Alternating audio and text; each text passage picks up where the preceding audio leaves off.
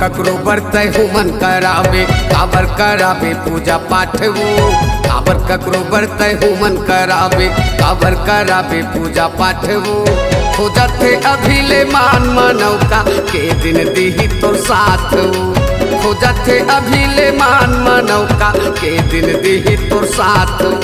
संग धर ले आगर के वो सुखमा जिंदगी बितावे, अगरबत्ती जल आया वो जब मन पर ही जलवावे।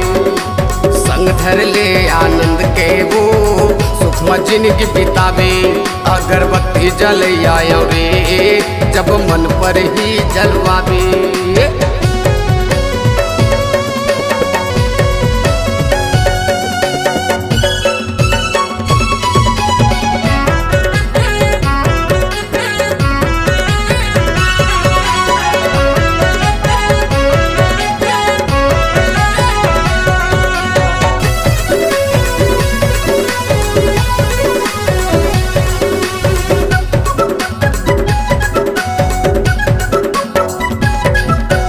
झनकर सोच विचार कोरी मोर कहना लाते मान। दुनिया में भेजे है तोर बरमूला बना के वरदान।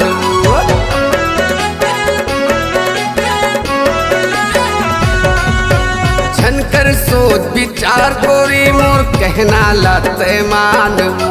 दुनिया में भेजे है तोर बरमूला बना के वरदान। काबर ककरो बरतै तल्ला दुखावे, काबर रे उपास वो। काबर ककरो बरतै तल्ला दुखावे, काबर रे उपास वो। हो जाते अभिले मान मनौका के दिन दीही तोर साथ वो। हो जाते अभिले मान मनौका के दिन दीही तोर साथ। संग धर ले आनंद के वो सुखमा जिंदगी बितावे, अगरबत्ती जल आयो रे जब मन कर ही जलवावे।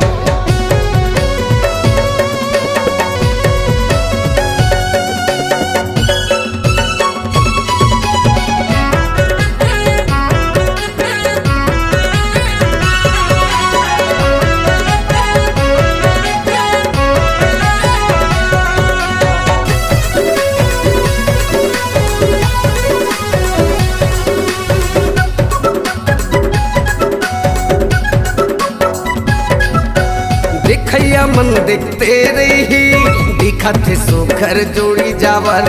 दे तोर गोरी है राधा बरोबर, मैं कान्हा कस हूँ सावर।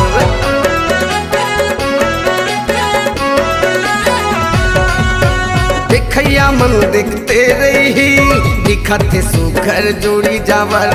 दे तोर गोरी है राधा बरोबर, मैं कान्हा कस हूँ सावर। काबर ककरो बरतै तीरथ करबे, मान लेना मोर बात हो।